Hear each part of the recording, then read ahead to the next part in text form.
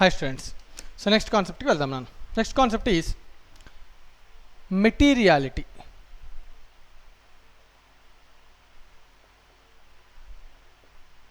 Next concept is materiality. So what is materiality? As per this concept,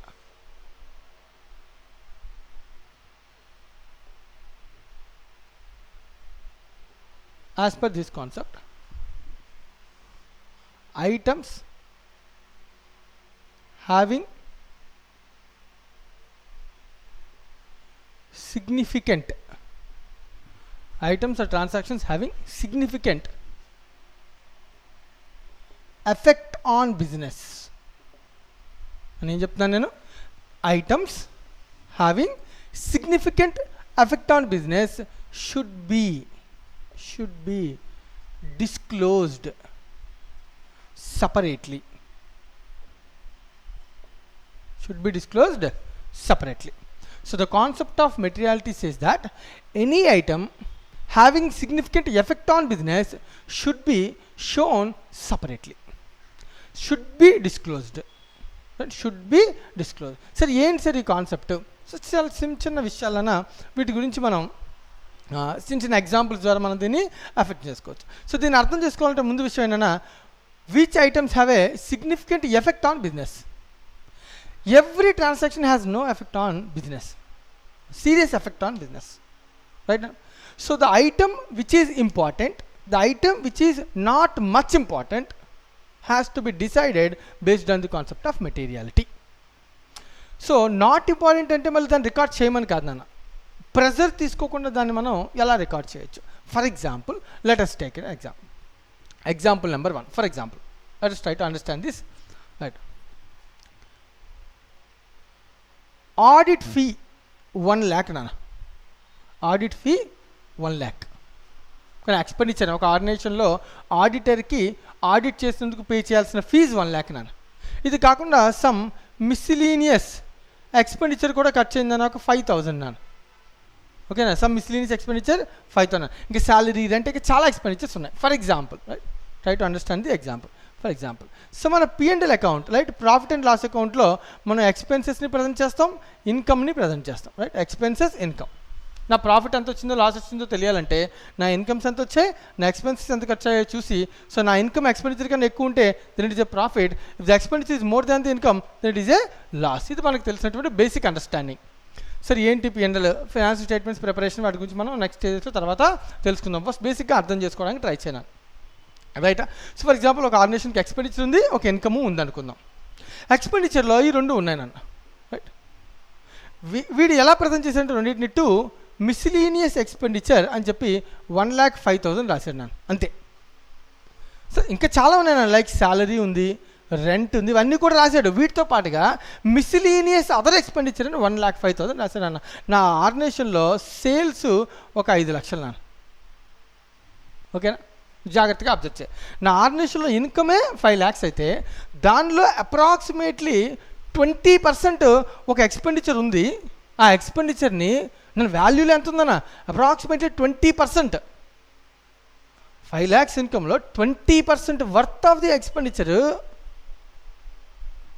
ఒకటి ఉంది అని తెలుసు అమౌంట్, దాని పేరు ఏంట్రా అని అడిగితే ఇట్ ఈస్ ఎ మిస్సిలీనియస్ అని రాశా. సో మన యూజర్కి ఎవరికైనా ఈ స్టేట్మెంట్ ఇచ్చాననుకో, నేను మిస్సిలీనియస్ ఎక్స్పెండిచర్ 1,00,000 రూపాయల అంటే బిజినెస్ ఏదో మాయ చేస్తుంది, అర్థమవుతుంది కదా. మరి ఇది మన బిజినెస్ని ఎఫెక్ట్ చేస్తుందా చేయదా? ఎస్, డెఫినెట్గా ఈ ఐటమ్ వల్ల ఏం చేస్తుంది, ఎఫెక్ట్ చేస్తుంది. సరే, ఎందుకు సార్ ఎఫెక్ట్ చేస్తుంది? Why? Because this 1,05,000 should be segregated into 2 parts. One is audit fee 1 lakh, the another one is 5,000. So audit fee should be disclosed separately. The audit fee should be disclosed separately. 5,000, okay, it is acceptable to show as an other expense like tea, snacks, something ఏవో expenditure అయినా ప్రతిదాన్ని note చేయడానికి బడ్డీని ఇవ్వాల్సిన అవసరం లేదు అకౌంటెంట్కి, right నాన్న. అదే concept of materiality చెప్తున్నాను. చిన్న చిన్న ఐటమ్స్ ఏమైనా ఉంటే okay, you can either mix up with some other head, right, mix up చేసేసిన. అలా కాకుండా some items have a significant effect on the financial transaction, significant effect on the business, that should be disclosed separately. ఇలా present చేస్తే నా financial statements ఏమన్నా wrong financial statements presentation, it will create confusion on the heads of the customers or stakeholders. Right నా? So meaning అర్థమవుతుందా? ఒక example, right sir example, ఇంకొక example నేను చెప్పుకున్నాను కదా, second one just for understand. So నా దగ్గర ఒక క్యాలిక్యులేటర్ ఉంది. నాన్న క్యాలిక్యులేటర్ కాస్ట్ 100 రూపీస్. నాన్న క్యాలిక్యులేటర్ కాస్ట్ 100 రూపీస్. ఓకేనా? ఈ క్యాలిక్యులేటర్ యొక్క లైఫ్ 5 years. ఇప్పుడు క్వశ్చన్ ఏంటంటే, ఈ 100 రూపీస్ క్యాలిక్యులేటర్ లేదా 500 అనుకుందాం ఫర్ ఎగ్జాంపుల్, 500 రూపీస్ పెట్టి క్యాషియో కంపెనీ ఒక క్యాలిక్యులేటర్ నేను పర్చేజ్ చేశాను. దాని కాస్ట్ ఎంతనా? 5 years. సో ఎందుకు సార్ క్యాలిక్యులేటర్ కొన్నారు అంటే కనుక అకౌంటింగ్ పర్పస్ కోసం, బిజినెస్లో అకౌంటింగ్ చేయడానికి, లేదా మన ఆఫీస్లో రైట్ నా సమ్ క్యాలిక్యులేషన్స్ కోసం, ఈజీ క్యాలిక్యులేషన్ కోసం మన దగ్గరికి వచ్చే కస్టమర్స్కి ఎక్స్ప్లెయిన్ చేయడం కోసం వాల్యూస్ని క్యాలిక్యులేటర్ పర్చేజ్ చేశాను. ఇప్పుడు క్వశ్చన్ ఏంటంటే, ఈ 500 రూపీస్ క్యాలిక్యులేటర్ ఎక్స్పెండిచర్ని దాని లైఫ్ మోర్ దాన్ 1 year కాబట్టి దీన్ని ఒక ఎసెట్ కింద ప్రజెంట్ చేయనా అని నేను క్వశ్చన్ అడిగాను అనుకో, నువ్వేమంటావు?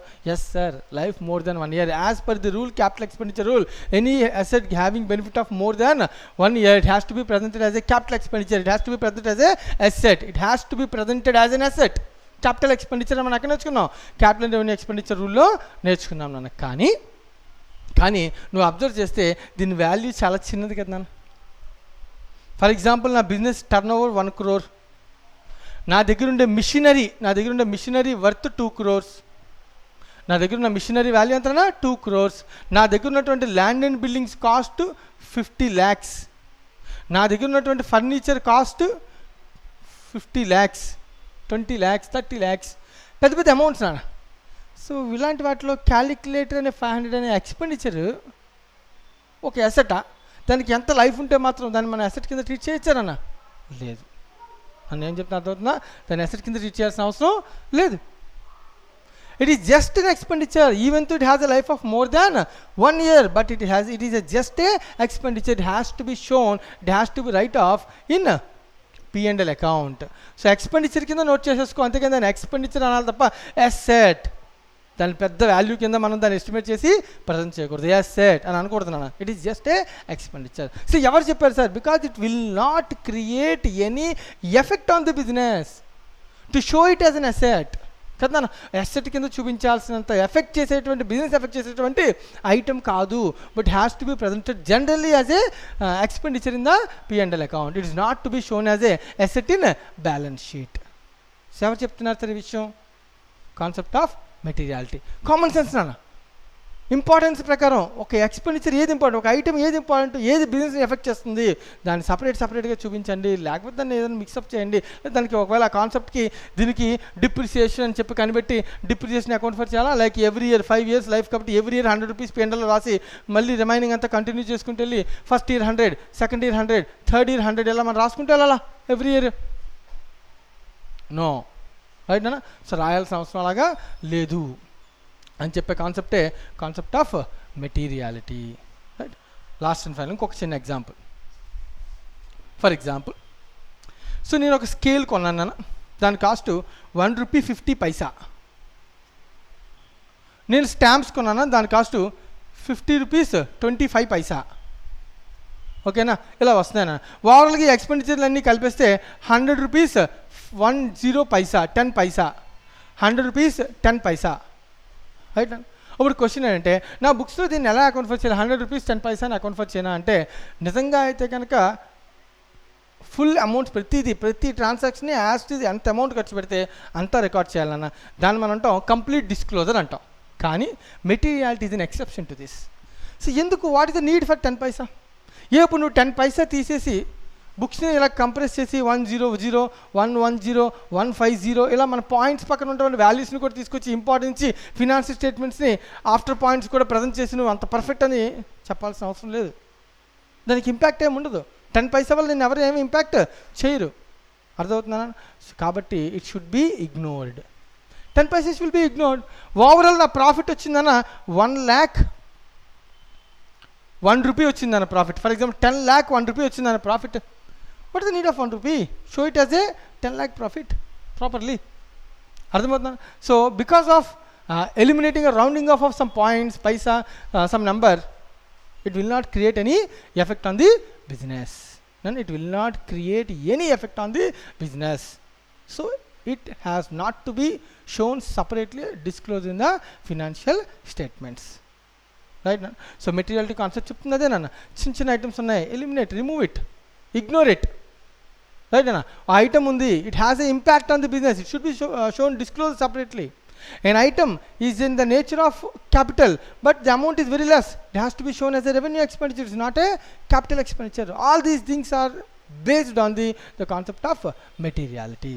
Right అన్న, సో అది చెప్తున్నాను, స్పెసిఫికేషన్ ఏం లేదు, స్పెసిఫిక్ ఒకటే point, having significant effect on the business, it has to be shown separately, has to be disclosed separately. Right, next one.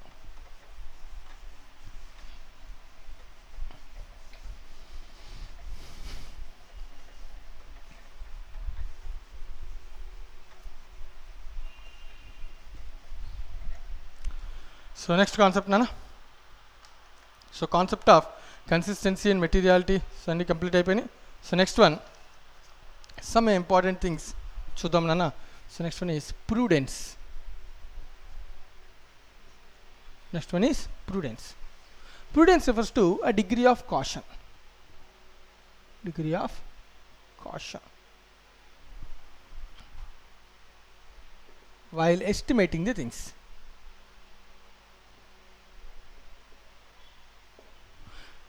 So it is jagrata nana, similar to, right now the prudence is similar to conservatism.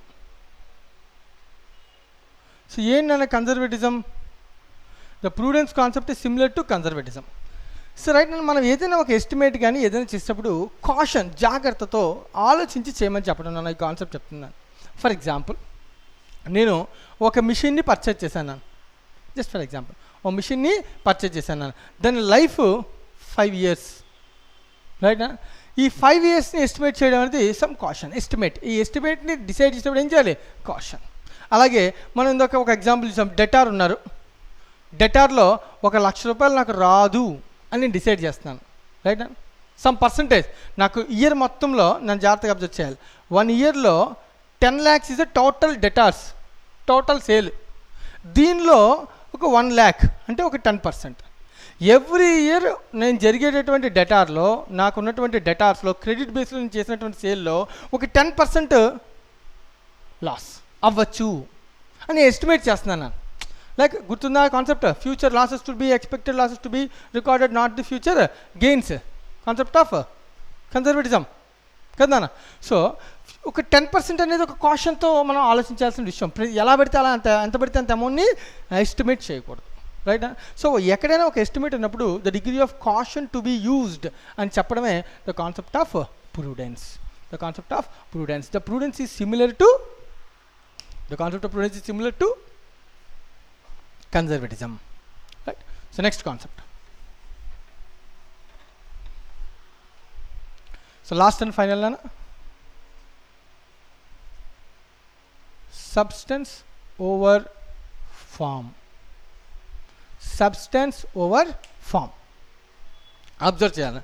What is the meaning of substance, what is the form? Form refers to legal form.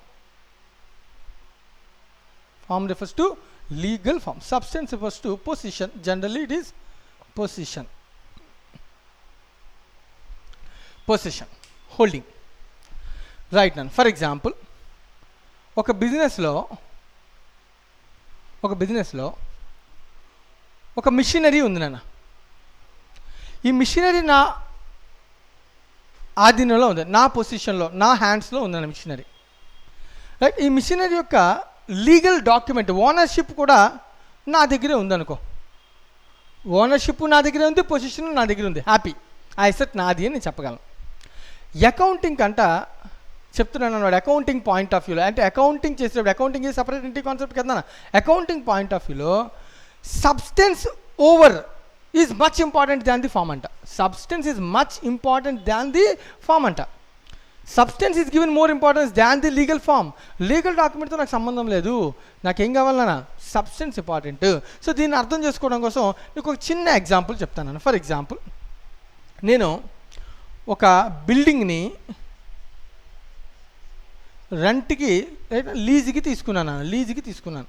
ఒక బిల్డింగ్ని నేను లీజ్కి తీసుకున్నాను, right, for a period of 10 years. 10 years నేను లీజ్కి తీసుకున్నాను. అంటే ఆ బిల్డింగ్ని నేను లీజ్కి తీసుకుని ఆ బిల్డింగ్ నేను వాడుతున్నాను, రైట్, యూజ్ చేసుకున్నాను, నా బిజినెస్ కోసం యూజ్ చేసుకున్నాను. నేను ఈ బిల్డింగ్ ఎవరైతే నాకు ఇచ్చారో ఓనర్కి నేను, రైట్, నేను రెంట్ పే చేస్తాను, లీజ్ పేమెంట్ చేస్తాను. ఎవ్రీ ఇయర్ లీజ్ పేమెంట్ అనేది కొంత పేమెంట్ అనేది చేస్తాను. ఇప్పుడు క్వశ్చన్ ఏంటంటే, ఈ బిల్డింగ్ అనేది ఉంది కదా, ఇది ఎవరి దగ్గర అసెట్? హైర్ బేస్లో నేను కొన్నాను. ఫర్ ఎగ్జాంపుల్ బిల్డింగ్ నేను తీసేసుకున్నాను, బిల్డింగ్ నా దగ్గర ఉంది, దీనికి ఎవ్రీ ఇయర్ లీజ్ పేమెంట్ చేసుకుంటూ వెళ్తాను. ఒక 10 years తర్వాత బిల్డింగ్ నాది అయిపోద్ది, ఒక 10 years పాటు లీజ్ పేమెంట్, రైట్ అన్న. సో లీజెస్ వద్దు, ఇంకా నీకు సింపుల్గా అర్థం అవ్వడం కోసం. సో కాన్సెప్ట్ లీజ్ అంటే మళ్ళీ నీకు సో కాన్సెప్ట్ ఇన్ డీటెయిల్కి వెళ్ళిపోవాలి. ఫర్ ఎగ్జాంపుల్ నేను ఒక షాప్లో ఏసీ పర్చేజ్ చేశాను, ఏసీ, ఎయిర్ కండిషనర్, ఓకేనా. ఈ ఎయిర్ కండిషన్ నేను పర్చేజ్ చేసి పేమెంట్ చేయాలి. సో ఎయిర్ కండిషన్ యొక్క వాల్యూ 1 lakh. సో నేనేం చేశానంటే, సో షాప్ ఎవరైతే సెల్లర్ ఉన్నారో వాళ్ళ దగ్గర ఆ ఏసీని ఒక 50,000 rupees ఇన్స్టెంట్ డౌన్ పేమెంట్ చేసి రిమైనింగ్ పేమెంట్ ఇన్స్టాల్మెంట్లో పే చేస్తాను అన్నాను, ఓకేనా. అప్పుడు వాడు అన్నాడు, ఎస్ సార్, హ్యాపీ, తీసుకెళ్ళండి అన్నాడు. కానీ వాడు నాకు ఏం చెప్పాడంటే, మీరు ఇన్స్టాల్మెంట్లో పే చేయండి, కానీ మీకు ఓనర్షిప్ నేను ఇవ్వను అన్నాడు. ఓ, ఓనర్షిప్ ఇవ్వరా? మరి ఎప్పుడు ఓనర్షిప్ ఇస్తావు? మీరు మొత్తం 1 lakh పేమెంట్ చేసేయండి, అప్పుడు ఓనర్షిప్ ఇస్తాను అన్నాడు. ఓకే, డన్, నేను యాక్సెప్టెడ్, నాకు ఇబ్బంది ఏం లేదు. నా దగ్గర ఇప్పుడు డబ్బులు లేవు, నేను ఒక 10,000 20,000 ఇనీషియల్ పేమెంట్ డౌన్ పేమెంట్ చేశాను, మిషనరీ తీసుకున్నాను, ఏసీ తీసుకున్నాను, ఏసీ తీసుకొచ్చిన ఆఫీస్లో ఫిట్ చేశాను, యూజ్ చేస్తున్నాను, యూజ్ చేసుకుంటున్నాను. అలా ఎవ్రీ మంత్ కొంత అమౌంట్ పే చేసుకుంటూ వెళ్తున్నాను. ప్రస్తుతానికి నాకైతే ఓనర్షిప్ లేదు, కానీ ఎసెట్ని ఎవరు యూజ్ చేస్తున్నారు? నేను బిజినెస్ యూజ్ చేస్తున్నాను. ఇప్పుడు క్వశ్చన్ ఏంటంటే, AC is an asset to whom? AC నిజంగా నాకు అసెటే, ఓనర్ వేరే పర్సన్, మనకు అమ్మిన పర్సన్ అసెటా అంటే, లీగల్గా అయితే వాడు ఓనర్ వేరు నాన్న, నేను ఓనర్ని కాదు. Business is not a owner. Why? నేను ఇంకా ఇన్స్టాల్మెంట్స్ని పే చేయలేదు నాన్న.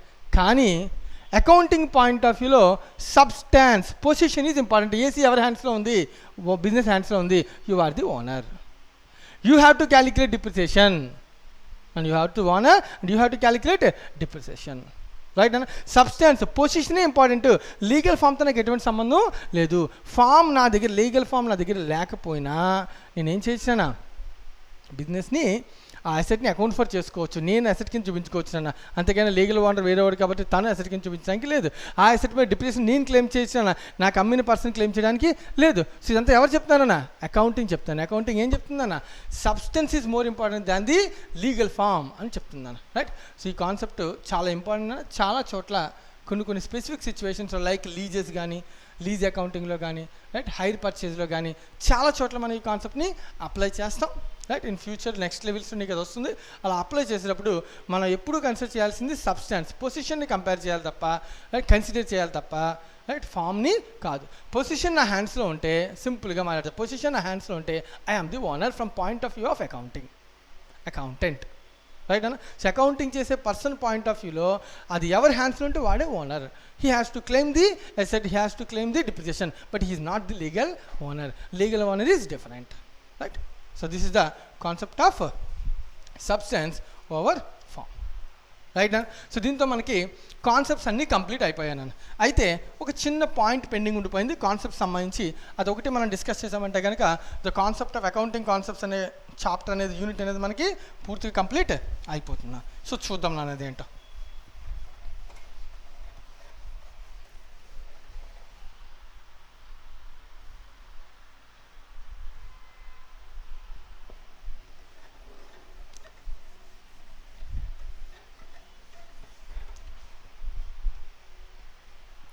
మనం ఇప్పటికీ చాలా అకౌంటింగ్ కాన్సెప్ట్స్ నేర్చుకున్నాం.